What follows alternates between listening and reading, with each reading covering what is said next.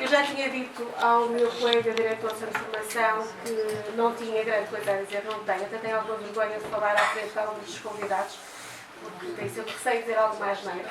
A doutora Ariana Cosme também que está cá, que já veio cá várias vezes e agora está numa função que nós diretores temos sempre muito receio.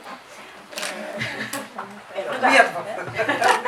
É isso mesmo. Estou aí colegas meus que dizem é verdade ou não é. Quando ouvimos falar da EJEC, ficamos sempre a pensar, não é. Tenho a sua função, estou a brincar. É um prazer dela cá. Aos seus professores. E eu vou ser breve, vou só dizer muito obrigada por terem vindo. É sempre um gosto muito grande em ter-vos cá. No grupo de escolas Francisco Holanda. Tenho muito prazer de ver aqui professores que já estão aposentados. Não sei se não vou convidar a voltar à escola. Estou a olhar ali para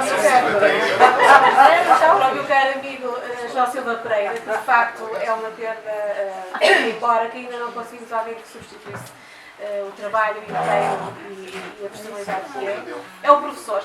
Não é? É o professor. E, portanto, é muito prazer olhar para si e vê-lo cá e aos restantes colegas. E agora vou dar a palavra à senhora vereadora da Educação. Muito bem-vindos. Bem, boa tarde a todos e a todas. Eu estava a ver se me safava, cheguei atrasado, porque hoje abro também a noite europeia dos investigadores em Braga, no qual Guimarães não está presente e eu tinha de estar, portanto, em simultâneo. Andei aqui a fazer pesquisas de um lado para o outro para conseguir chegar a tempo. Cumprimentar, obviamente, todos. Eu já não tenho medo da inspeção. Eu também já não tinha, vocês tinham conta da verdade. E portanto, sintam-se todos cumprimentados, os amigos, todos aqueles que nós nos encontramos aqui, ano após ano, nestes e noutros eventos aqui feitos pelo Centro de Formação. Cumprimentar, obviamente, o Sr. Diretor e os cumprimentos à Sra. Diretora da Casa. Eu não tenho muito a dizer, só porque sublinho sempre a mesma coisa e acho que digo sempre o mesmo, quando a gente está nos mesmos sítios, tem tendência a repetir, mas gosto de ser coerente. É fundamental que nós, ano após ano, consigamos estar aqui, consigamos refletir, consigamos passar a escrito, porque no fundo isto é a fotografia da escola. Não é? Ano após ano, nós temos aqui esta fotografia. Quais são os temas que nos preocupavam, o que é que se escrevia, quais eram as modas, quais eram as problemáticas. E, portanto, está aqui a história escrita e é importante nós passarmos a escrito. E hoje, cada vez mais, não é? Hoje que nós escrevemos tudo no Facebook e depois desaparece tudo. E, portanto, esta importância de ainda se conseguir escrever, de ainda se conseguir refletir, de ainda se conseguir fazer as normas, não é? Aquelas coisas todas. E, portanto, todo este trabalho, que às vezes parece quase arqueológico, é fundamental. Depois é fundamental o papel dos centros de formação. É fundamental, e o Centro de Formação Francisco Holanda tem sido prova desta matriz que consegue ligar as escolas entre si, consegue ser não só um espaço de formação, para aquilo que foi obviamente preparado e qual é que é a sua função, mas tem aqui esta parte, esta ligação, ser este elemento que no fundo liga as várias escolas, liga com a comunidade, chateia o município, é mais um, e portanto, mas é fundamental termos estes contactos, estas ligações, ter as pessoas de várias escolas nos mesmos espaços, conseguirmos discutir, conseguirmos pensar. A escola foi sempre um espaço cinzento, isto é, nem é preto nem é branco, nós não sabemos muito bem, quisemos sempre fazê-la colorida, nem sempre usamos o melhor arco-íris para que a escola seja este espaço colorido e abrangente que nós queremos para os nossos alunos, e por maioria de razão os tempos de hoje são ainda mais necessários repensar este arco-íris e repensar como é que o transmitimos e como é que o fazemos trabalhar. Pensar a escola hoje, nestes 50 anos depois de 25 de Abril, é repensar tudo. Eu hoje tive o prazer de manhã, estava com uma turma de 12º ano também aqui, tivemos várias turmas hoje na Biblioteca Rua Brandão, com o Alberto Martins, que foi um vimaranense, foi Ministro da Justiça, e que ficou célebre pelo seu Peço a Palavra, e foi fundamental, foi interessante mesmo, verificar que nós tínhamos mais de 100 jovens do 12º ano que estiveram absolutamente atentos. Está lá, Sr. Professor. Não vou perdoá-lo, mas isso é outro problema. Tivemos mais de 100 jovens do 12º ano que estiveram absolutamente atentos. Está aqui a Manela, que esteve connosco, por exemplo, a ouvir falar do que foi o Peço a Palavra em 69, do que foi depois o caminho, do que foi todo o movimento que levou a 25 de abril de 74. E aquilo provou, se é que alguém precisa de prova, que nós precisamos muito de contar esta história. Hoje e amanhã, hoje e amanhã. Do que está hoje isto, desta escola, que hoje, como eu dizia de manhã, temos cá todos os alunos do 12º ano, né? Temos esta universalidade e tínhamos 2% em 74. E, portanto, tudo isto nos obriga a pensar que demos um passo enorme.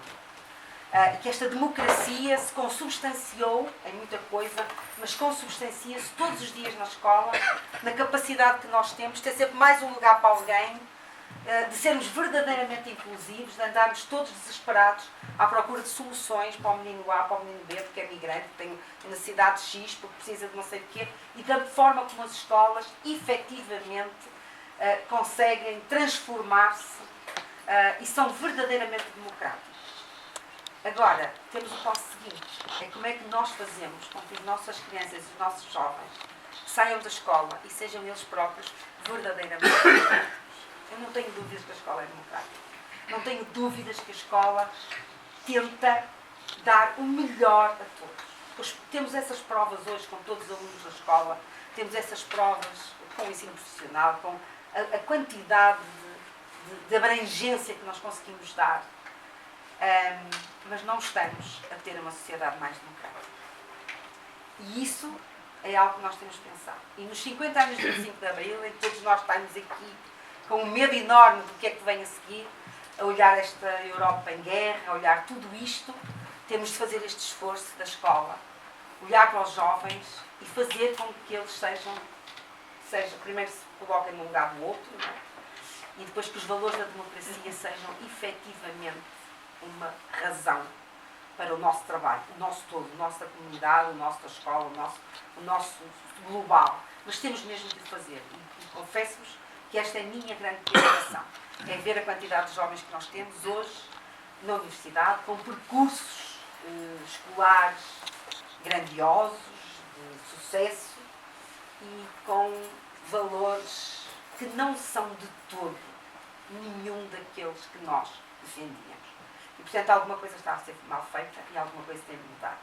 E estes espaços de reflexão e de pensamento do que é a escola, e como é que a escola pode ser verdadeiramente democrática e transmitir este conceito, esta ética, estes valores aos nossos alunos, é um desafio que não pode ser tomado por uma escola individual, tem de ser tomada por um coletivo, tem de ser tomada por uma comunidade que se agrega, que se junta, que define que estes valores são absolutamente fundamentais e que vai trabalhar para eles, desde pequenino, no desporto, na escola, na freguesia, na política, no que quer que seja, mas não podemos, temos que ter tolerância zero com situações que não se compadecem com aquilo que nós estamos aqui a celebrar, que são os 50 anos de 25 de Abril.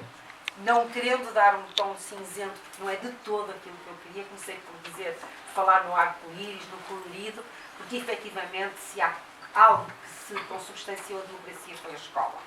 Não podemos ficar de braços cruzados, a dizer somos os maiores, fizemos tudo, fizemos tanto, mas o mundo mudou e nós temos de mudar com ele. Portanto, parabéns ao Centro de Formação por estes desafios, por este trabalho, por esta reflexão. Parabéns à escola e, no nome da senhora diretora, a todas as escolas aqui presentes, a todos os parceiros que nos ajudam, obviamente, a levar este caminho para a frente. Passámos muitos desafios, muitos deles vêm aí. Quanto mais conhecimento nós tivermos, quanto mais tivermos o nosso computador aqui cerebral tiver informação, mais consegue processar, novas formas de trabalhar para produzirmos, para ajudarmos a ter uma sociedade melhor. Muito obrigada a todos.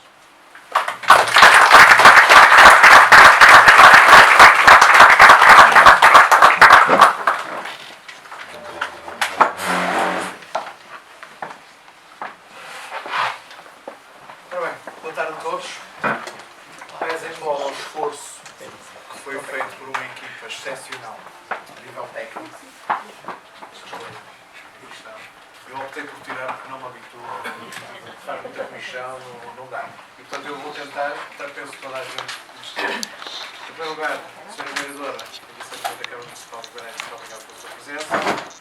Sr. Presidente, em seu nome e peço para agradecer a todos os diretores que estão aqui presentes e aqueles que não estiveram, e genericamente por não estarmos com todos os caros autores, caros amigos e caras amigas. A EL 31 é aquilo que todas as elas foram. É um projeto conjunto e é um projeto comum. E eu tenho que ler, senão depois vou-me esquecer. E é uma obra de muitos contribuíram para esta EL. É uma história de sucesso que, reforço, deve ser contada. E por isso, ou é por isso, que hoje, ao celebrar este novo projeto com a sua nova edição, também temos uma preocupação, que é a preocupação de contarmos as memórias da EL. Talvez por defeito do meu grupo disciplinar, história. Eu quero começar a apresentação de hoje com uma palavra. Aliás, 3 palavras.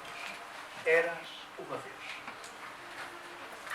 Era uma vez, no tempo da outra senhora, José queria ser pintor. Tinha pelo na venta a sinistra criatura, mal cheirosa, bafienta, gostava da ditadura. Por isso estava sempre a tramar o Zé. Não digo outra palavra, pois bem feia ela é. E a dita dizia: tu vais ser labrador, ou então vais para o cotão. Agora, artista, pensador, isso não. E, a bem da nação, vais para a tropa, vais ser carne para canhão. Era assim o mundo no tempo da outra senhora, cinzento e opressor. E o Zé queria ser pintor. Até que um dia era abril, justamente dos quartéis. Capitães, praças, forriers, saíram para a rua e à opressão disseram não. Foi de vela a dita cuja, foi-se o cheiro bafioso. O sol sorriu para todos. Aroma de primavera. Ao Zé deram pincéis, deram tintas e uma tela. Pinta o país novo e a alegria deste povo. E o Zé pintou cravos e mais cravos, bandeiras e mais bandeiras. Tudo de um vermelho vivo, como a alegria do povo. O único elemento branco era uma gaivota que voava. Foram-se os cravos e as bandeiras. Agora era tudo rosa, até as flores. Da obra inicial, apenas a gaivota, transferida para o fundo da tela. No seu ouvido direito, alguém sussurrou: com essa cor não vais a lado nenhum, enriquece a paleta. E o Zé assim fez. Acrescentou amarelo, a cor do ouro, e a mistura sortiu no laranja, que tomou conta da tela. Nem a gaivota, nem viu. Não faz a pintura, diziam do outro lado. E o Zé já estava a ficar baralhado. De tanta mistura na obra, ficou borrada a pintura. As cores agora na tela mais parecem da ditadura. Pinta-me abril outra vez, com paixão e com afinco. Não ponhas lá o primeiro, pinta-me o 25.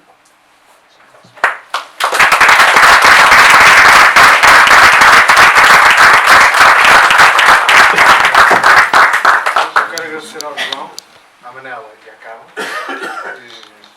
a leitura, a declamação do texto. Este texto é uma obra original do professor Salgado Almeida, feito há uns 13 anos, talvez, para a primeira atividade que um projeto que este centro apoiou, que era o Núcleo de Estudos 25 de Abril, fez na altura. E, portanto, vamos então iniciar. E vamos iniciar agora, já não há mais era uma vez. Agora vamos iniciar mesmo. E vou pedir ao assistente de realização, que é o Paulo Pereira. Já parece por canal, percebe? Melhor. Relativamente à água. E esta caminhada que trilhamos ainda hoje em dia iniciou-se sob a tutela do Silva Pereira, que está ali presente e a quem eu agradeço a sua vinda cá, e que logo na altura se revelou quase profética em termos daquilo que iria evoluir e para aquilo que iria evoluir. A partir de 96, agora com o Jorge Nascimento, que penso que está aí, a partir daí com o Jorge Nascimento, a estrada passou a ser desbravada, continuar a ser desbravada, com matizes um bocadinho diferentes daquilo que estava inicialmente. Por exemplo, é neste contexto que aparece o conceito científico, pela primeira vez na EL. É também nesta altura que começamos a ter, peço para passares, é nesta altura que começamos a ter a linha gráfica da EL, da imagem, do professor Salgado Almeida, que continua hoje em dia a ser o responsável por toda a componente da imagem desta EL. Ou seja, a tal alma mater que nós temos, não só em termos das características da EL, mas também, e fundamentalmente, é muito importante, em termos da imagem que também fidelizou determinadas ideias e determinados públicos. Aqui eu queria individualizar uma edição em particular, que é a edição número 7, EL especial, porque foi feita em 2003. Mas foi feita em 2003 com um tema que hoje em dia está a ser discutido. Era a formação de professores. E nessa EL, qual nós temos aí exemplares, e que no nosso site estão lá todas, as ELs, portanto é só consultar, se revela extremamente curiosa a sua leitura para ver aquilo que era proposto em termos da formação de professores, na altura, e muitas vezes, em alguns textos que lá estão escritos, o que é que se previa que poderia acontecer em relação à formação dos professores e as necessidades da formação dos professores. Esta EL, para mim, marca um caminho que se começou cada vez a trilhar mais, que foi uma certa não, para mim, uma modernidade e uma antecipação quase da própria EL nos temas que foi tratando. Nós antecipamos em termos de EL, e nós, o conjunto, antecipamos muitas vezes 2 anos, aquilo que depois, passado 2 anos, toda a gente, ou 3 anos, começaram a falar e já vão ver isso. Continuando ainda sobre a égide do Dr. Jorge Nascimento, o diretor Jorge Nascimento, a mudança de formato e de tamanho de capa. Está ali, ok? Que passa a ter um novo formato e que foi um dos pontos importantes para as ELs 13, 14 e 15. Tem que ser para a frente, Salvo.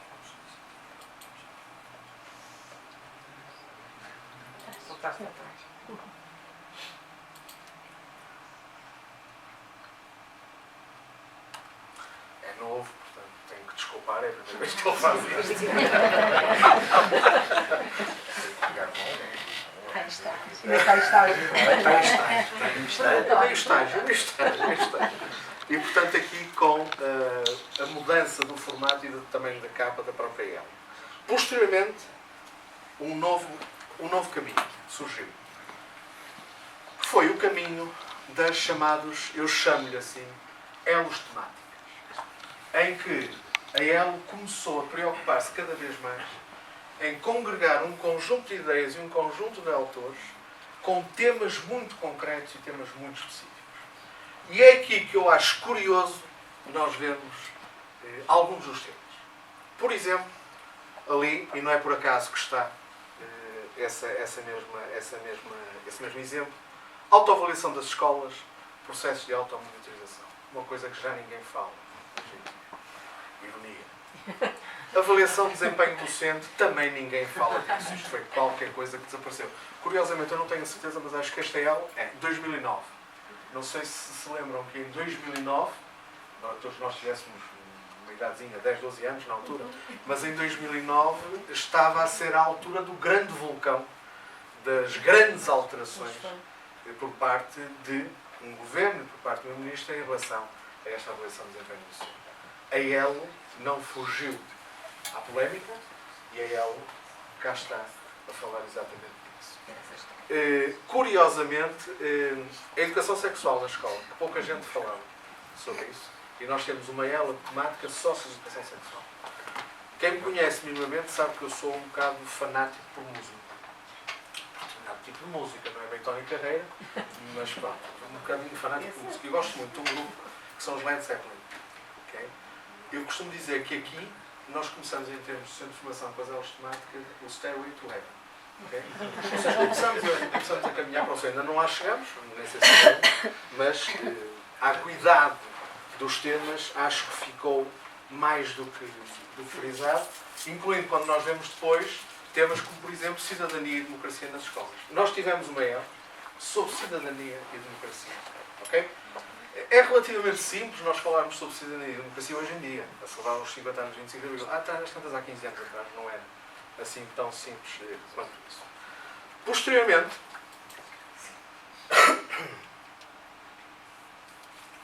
uma nova etapa da EL, com a diretora Lucinda Palhares, que está ali ao fundo, e durante 10 edições da EL, penso que fiz as contas bem feitas, dinâmicas de transformação, profissionalidade docente e educação com sentidos. Eu pus algumas delas, são várias, e aqui há vários pontos que eu queria chamar a atenção.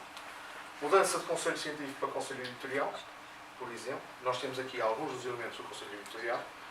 E uma fortíssima ligação, não só aos temas da atualidade, e por temas da atualidade não é o tema da moda, o tema que o conselho editorial e a diretora consideravam que eram necessários ser debatidos e ser discutidos num espaço livre como é ele, mas também com um cunho que eu considerei sempre extremamente importante, que era de termos uma componente mais prática aqui, neste auditório. Começa a haver uma ligação muito forte entre a EL e os ciclos de seminários. Aliás, é curioso ver que normalmente esses ciclos de seminários, a partir de uma determinada altura, faziam quase que uma junção, uma ligação entre duas formas distintas, mas que onde se congregava uma determinada ideia. Chamo-vos a atenção, se me permitem, a 4 elos que para mim, neste período, de todas das muitas que foram feitas, mas que me chamaram particularmente a atenção logo na altura, que são a EL 23, sobre os 30 anos da Lei de Bases do Sistema Educativo, que acho que foi uma coisa fundamental e que muitas vezes é colocada completamente ao lado do sistema educativo. A revolução digital, muito antes da pandemia, muito antes dos PTDs, este centro falou sobre a revolução digital e quais as implicações positivas e negativas que teria para o sistema e para as aprendizagens, para as emoções dos alunos. Uma que era o Professores Mais, valorizando claramente o professor. Textos de vários autores onde há nítida preocupação objetiva de mostrar que os professores são bons profissionais, trabalham e dão o corpo pela escola. E depois, uma que também me chamou a atenção por muitas razões, que não é preciso estar aqui a dizer, que foi a EL 30, com as dinâmicas de transformação, e que eu vos aconselho a leitura. Aliás, eu aconselho-vos a leitura delas todas. E como vos digo, elas estão no site. Elas estão no site, é só descarregar. Perante esta história, quer dizer, não era difícil. Quer dizer, é difícil. É difícil conseguir fazer uma EL que obedeça a todas aquelas qualidades que ela tem, que garanta a qualidade dos textos, não pelos autores, mas porque, vamos ser sinceros, quer dizer, quer Silva Pereira, quer o Jorge Nascimento, quer a Lucinda, têm um background que eu não tenho. Okay? Eu nestas coisas assumo as coisas de forma muito frontal. E portanto faço as coisas de forma diferente. Mas para mim este ano, até porque é minha, desculpem dizer assim, minha primeira EL, eu desde logo disse logo que, ao que vinha, está ali o cravo. Para mim são os 50 anos de Abril. Abril marca identitariamente Portugal, marca-me a mim identitariamente. enquanto jovem, enquanto professor, enquanto tudo e mais alguma coisa, e marca-nos a todos, para um lado ou para o outro, ou para nenhum lado, mas marca-nos a todos. E, portanto, desde logo, o desafio que foi lançado foi fazermos a retrospectiva do 74-24, Escola, Democracia e Sociedade, tema proposto pelo Conselho Editorial, do qual temos aqui alguns representantes.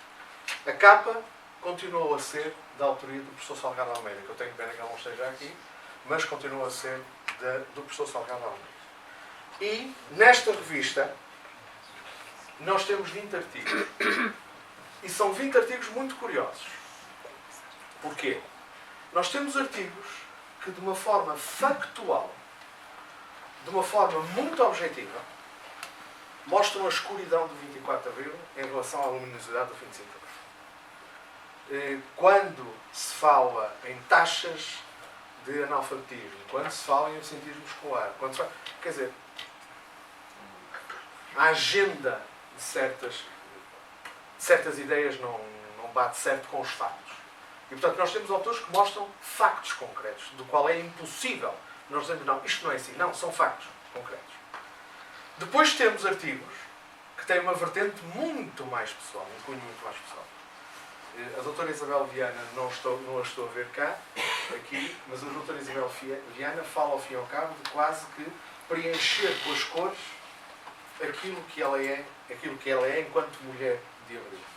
Ou seja, são visões muito particulares daquilo que se passou, alguns de uma forma muito mais específica. Recordo de textos, por exemplo, sobre o PREC, okay? Um dos períodos mais conturbados, mas também, na minha opinião, mais ricos da história de Portugal.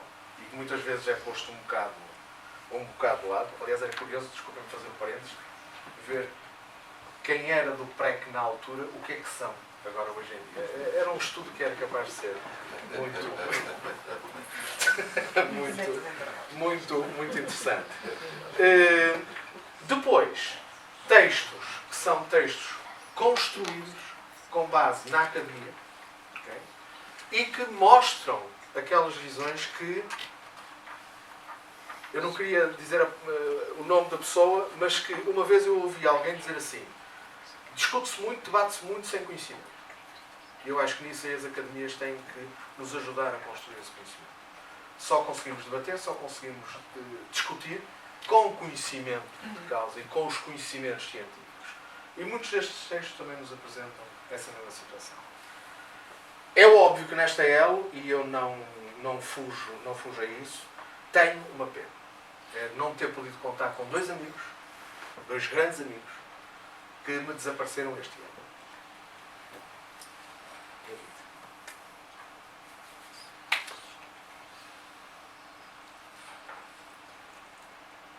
Vários destes artigos, desculpem lá, são um balanço dos 50 anos da EL.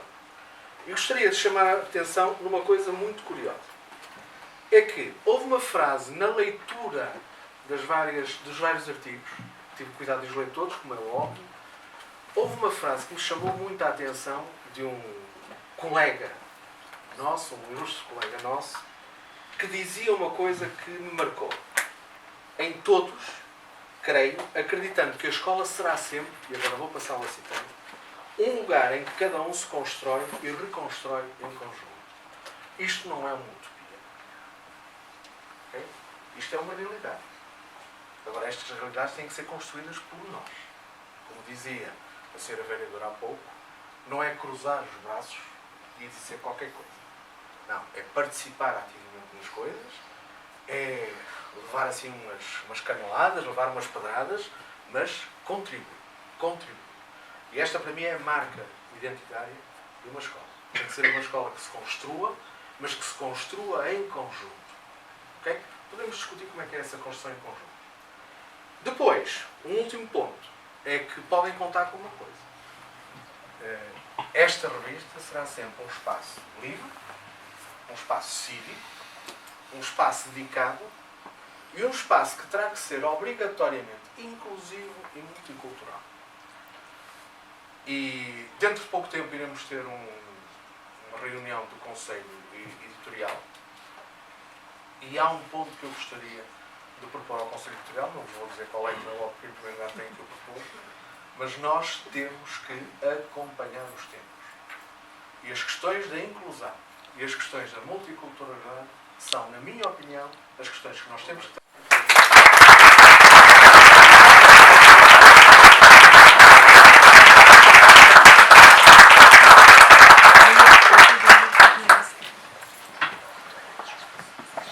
Eu há pouco, desculpem lá, não cheguei a dizer quem são os meus amigos que faleceram, mas aproveito para dizer, porque um deles não é assim muito consensual.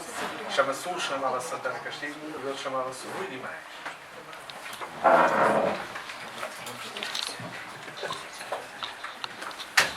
Ora bem, entretanto, para esta EL, e para não falar da EL, mas falar da temática que nós estamos aqui a tratar, convidei o professor Pedro Bacelar de Vasconcelos, que já é nosso conhecido, já que não é a primeira vez que ele colabora com este FAI e, aliás, colaborou também com a iniciativa dos outros projetos que nós, entretanto, lançamos. Eu não vou estar a ler todo o currículo, são 2 páginas e já contei algumas coisas. Basta dizer que é nascido no Porto, não vou dizer a data, é casado, está ali a esposa, obrigado por ter vindo. Tenho 2 filhos e 2 netos. É licenciado, mestre e doutor em Direito, Ciências Jurídicas Políticas pela Faculdade de Direito da Universidade de Coimbra. Foi deputado à Assembleia da República, eleito pelo Partido Socialista e presidente da Comissão Parlamentar de Assuntos Constitucionais, Direitos, Liberdades e Garantias. Tem uma variadíssima atividade profissional. Uma das coisas que eu gosto sempre de realçar é que diretor dos Assuntos Constitucionais e Eleitorais na administração transitória das Nações Unidas em Timor-Leste, em 2000. Presidente da Escola de Direito, eu vou dizer assim, da minha Universidade de Minho, salvo seja, não é minha, mas cito-me um bocadinho dela, é nossa. Conselheiro das Nações Unidas junto ao Presidente da República de Timor-Leste entre 2004 e 2005. Coordenador-Geral da Fundação das Universidades Portuguesas para a Cooperação com Timor. Membro do Conselho Geral da Universidade de Minho num período de 2008 e 2012. E professor de Direito Público também na Escola de Direito da Universidade de Minho e na Faculdade de Letras da Universidade de Minho. Além de diretor do Departamento de Direitos Humanos, Centro de Investigação Interdisciplinar. A mim toca muito mais a intervenção cívica e política, como sabe, participação ativa e muitas vezes desconhecida no movimento estudantil e nas Forças Armadas contra a ditadura e guerra colonial entre 68 e 73. Militante de um partido político, tal como eu disse. Fez parte da Comissão Nacional do MASP Jovem entre 1985 e 86. Foi governador civil de Braga entre 95 e 99, granjeando famas muito positivas e famas muito negativas, particularmente aqui em Guimarães, o que é bom. Quer dizer, a fama negativa que lhe foi transmitida. Enviado especial da União Europeia para o processo de transição política na República Democrática do Congo, coordenador nacional do programa da ONU Aliança das Civilizações, Comissão Nacional da Liberdade Religiosa e depois Conselho Editorial do Jornal Notícias, etc. e mais outras funções no Partido Socialista. É por isso, com um enorme orgulho, que apresento aquilo que eu costumo dizer ao meu professor. É isso. Que nunca me deu aulas, mas é o meu professor. Ok? Força, professor. Posso falar em Faz favor. Muito obrigado, Amadeu.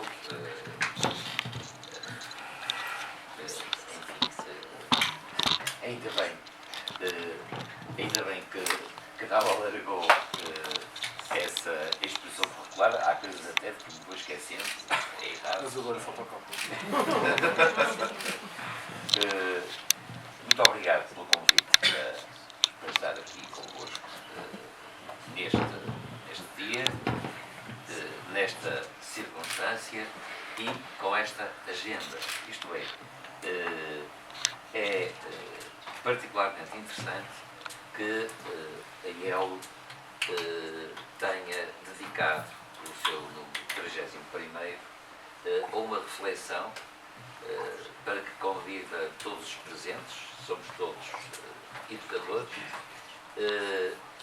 a pensar no que foi este trajeto desde 1974 até 2024, o que é feito das nossas aspirações, dos nossos projetos, das nossas causas, das nossas convicções, o que é feito dos empreendimentos em que nos envolvemos, o que é feito da escola pública, que propriamente apenas com o 25 de Abril foi inaugurada em Portugal. A revista que eu tive o cuidado de desfolhar online, a revista, o número 31 da IEL, oferece-nos uma visão complexa, uma visão muito plural daquilo que são as nossas percepções, as percepções que partilhamos relativamente ao estado atual da escola pública e relativamente à sociedade em que essa escola se inscreve e de que é também um espelho. Sobre a escola, enquanto falo em escola pública, falo do básico até ao superior e pós-graduado, à escola pública, a todos esses níveis. O trajeto que foi realizado, dizia, é um trajeto notável, sem pretender ocultar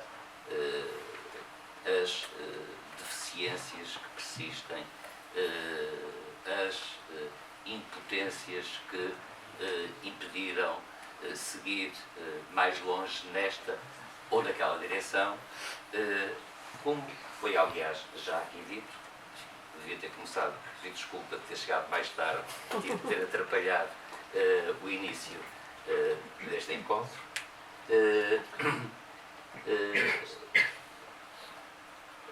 A verdade é que se realizou muita coisa, se construíram novos problemas na sequência do caminho que se ia trilhando e esses novos problemas foram gerando, reclamando outros avanços que se fizeram em parte e em parte estão por fazer. Mas, enfim, as taxas brutais de analfabetismo que existiam neste país em 1974 ainda, enfim, o destino inevitável do Zé, de quantos Zés eu conheci na minha infância e na minha adolescência, isso não está resolvido, mas mudou substancialmente. E, ao mudar, mudou também a escola. Falávamos, e por vezes até no sentido de desculpar algumas dificuldades que a escola enfrentava num processo de democratização da própria escola, que passou desde logo pela abertura do acesso à educação, que marca de forma progressiva o percurso que fazemos depois do 25 de Abril. Há problemas complicados que surgem mais tarde. Algumas das reformas que foram feitas ou reclamadas com as melhores das intenções não deram, nem sempre deram, os frutos que se pretendia.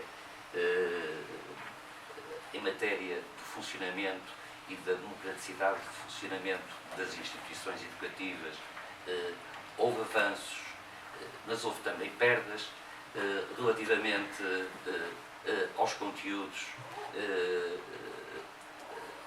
Houve avanços, mas houve também marcadas insuficiências. Estou a pensar na questão que nunca foi bem resolvida, e penso que não está bem resolvida, da educação cívica, do lugar da educação cívica no contexto escolar, na escola pública. Há, todavia, uma questão que não podemos aqui omitir se pretendemos fazer uma análise objetiva da realidade. É que, se efetivamente a escola pública se continuar a confrontar com insuficiências, com dificuldades, com a emergência de tendências preocupantes que de geração em geração se têm vindo a adensar, há que reconhecer que muitos dos problemas que nós, educadores, identificamos na escola não são problemas da escola, são problemas da sociedade em que vivemos e das profundas mudanças sociais que ocorreram nas últimas décadas. Quando convidando-me para esta sessão, ontem, salvo erro, o professor Amadeu Faria perguntava se havia algum elemento que eu quisesse acrescentar ao título deste encontro, Escola, Democracia, Sociedade, 74-24. Eu sugeri, penso que alguém chegou a ler a mensagem, eu sugeri que se achasse bem em subtítulo acrescentasse o desconcerto do mundo. O desconcerto do mundo. Penso que é uma expressão que reflete os sentimentos que todos partilhamos relativamente àquilo que é a percepção de que há tendências, há processos, há forças e influências que, de uma forma ou de outra, perturbam, influem, distorcem, apagam, pervertem os objetivos que pretendemos alcançar, as esperanças que colocamos no futuro, os caminhos que estamos a percorrer. Isso acontece por várias razões e em dimensões distintas. Acontece ao nível da percepção da importância e do valor daquilo que chamamos nós, os juristas, os direitos fundamentais, ou os direitos humanos, ou os direitos, liberdades e garantias, como consagrou de forma muito expressiva a nossa Constituição. A percepção dos direitos fundamentais, que pensamos seria algo que depois de 25 de Abril se iria tornar cada vez mais consistente, mais evidente, melhor garantida, a percepção dos direitos fundamentais entre nós e no mundo, e se calhar entre nós também, por causa do mundo a que pertencemos e das mudanças que nele ocorreram, a garantia dos direitos fundamentais hoje está fortemente comprometida. Não só em comentários que se ouvem agora por causa destes incêndios, haviam de atirar os incendiários para as fogueiras. Há quem diga isto, gente com instrução. Podem não acreditar, provavelmente seriam incapazes de fazê-lo, mas sentem-se à vontade para dizer, porque há uma atmosfera violenta, uma atmosfera de desprezo pelo outro, uma atmosfera de exasperação, de ressentimento. E não é só expressões, enfim, que não é assim tão comum ouvirmos, felizmente, é a facilidade com que, quando a nossa Constituição, de forma enfática, desde há 50 anos, no seu artigo 7º, que ninguém se atreveu a rever até hoje, estabelece como objetivos o desarmamento geral, a eliminação progressiva das armas nucleares, o fim dos blocos militares, como é que isto é compatível, não é, com a onda belicista da necessidade de reforçar o orçamento militar? Vá lá, em Portugal, no meio, enfim, de toda a balbúrdia que povoa enfim, este drama, ou psicodrama do orçamento, não se tem acentuado muito essa vertente, mas a forma como se admite que a brutalidade, a violência, a guerra é algo inevitável, é algo que, para além de ser inconstitucional, perdoe-me a piada, não é? Por falta dela, não é? É algo que não fazia parte do nosso vocabulário, não fazia parte das nossas percepções. Designar-nos à guerra e à violência num país que teve, no fim da guerra colonial, a chave para a liberdade e para a democracia, é algo que custa a compreender. A própria democracia, os sistemas democráticos, a representação democrática está hoje profundamente fragilizada. Há uma crise da democracia. Há uma crise que não é também, entendamos, exclusivamente nossa, nem há nada hoje que seja exclusivamente nosso. É uma crise profunda, uma crise que começa na quebra, melhor, que acaba na quebra de confiança dos dirigentes, dos governantes, dos eleitos, não é? Porque há no funcionamento do processo de representação um crescente afunilamento que privilegia não aquilo que eram os fundamentos da construção da confiança entre as pessoas, mas aquilo que hoje a ditadura dos média nos impõe. Portanto, quem tem maior fluência, maior facilidade em falar, quem melhor se esgueira de questões delicadas que lhe coloquem, quem tiver melhor pinta, enfim, vamos buscá-lo, pode ser o ideal para aquele lugar. E depois, quando se chega a algum lugar, os compromissos que se assumiram, segundo estudos eleitorais que recomendavam privilegiar esta, aquela e aquela outra matéria, depois as expectativas que se criaram não são satisfeitas. E aquilo a que chamamos hoje a crise da democracia é isto.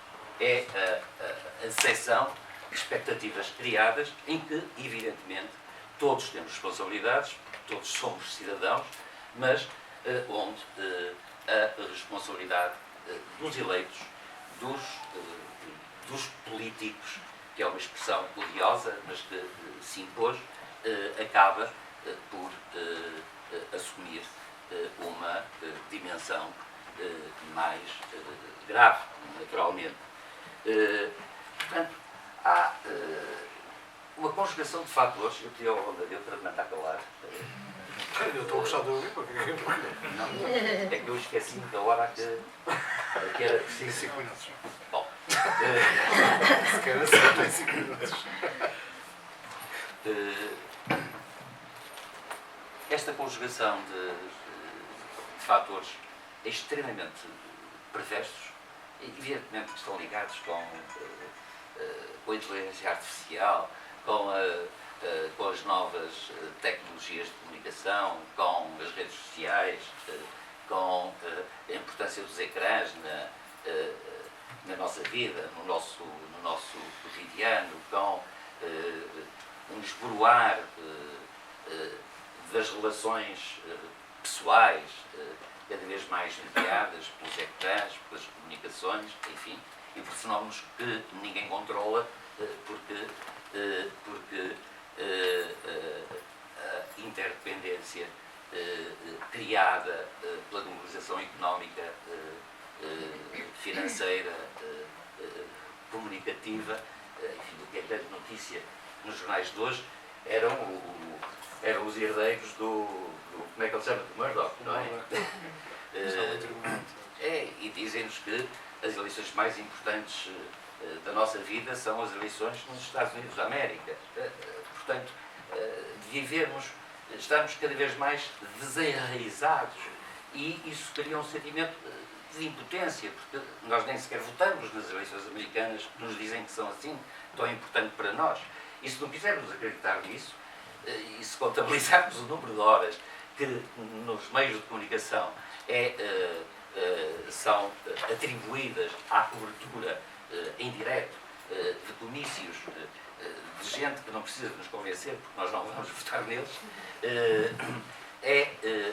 tudo isso constitui fator de reconhecimento de um desempoderamento,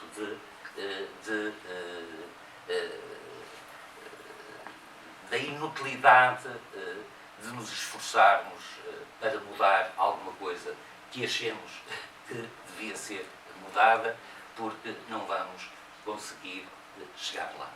E é contra isto que nós precisamos de nos rebelar.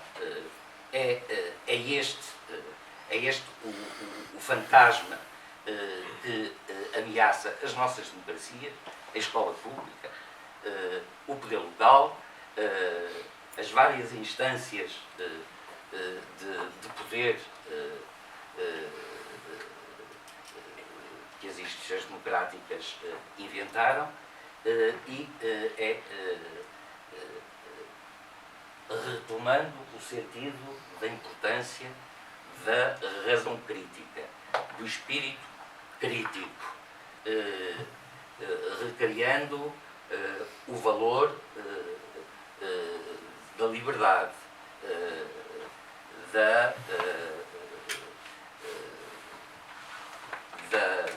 da legitimidade da insubordinação onde ela se justifique, criando e compreendendo que, enquanto educadores, que todos somos, o fundamental é não transmitir o que é indispensável para manipular os novos instrumentos que alimentam o funcionamento da sociedade, é a capacidade crítica, consciente, de nos envolvermos e com os outros construirmos uma sociedade melhor.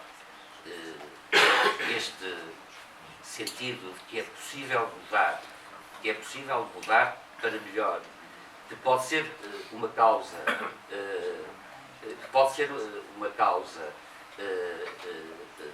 rejeitar a perpetuação, resignar-nos à indignidade, à opressão, à exploração, à miséria, isso é que é inaceitável.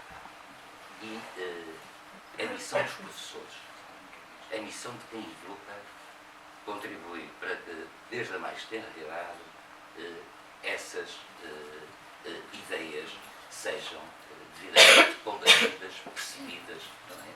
E assumido como inaceitável. E por isso continuamos a ser nós, educadores, fundamentais para que não se desmorone tudo o que em 50 anos tanto nos custou a construir e acreditar que isto, mais tarde ou mais cedo, vai começar a melhorar. Muito obrigado.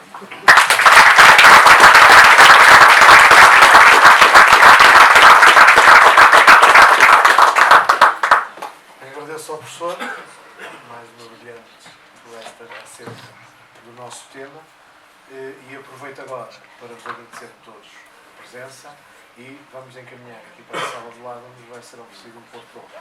Ok? Faz favor, muito obrigado pela vossa presença.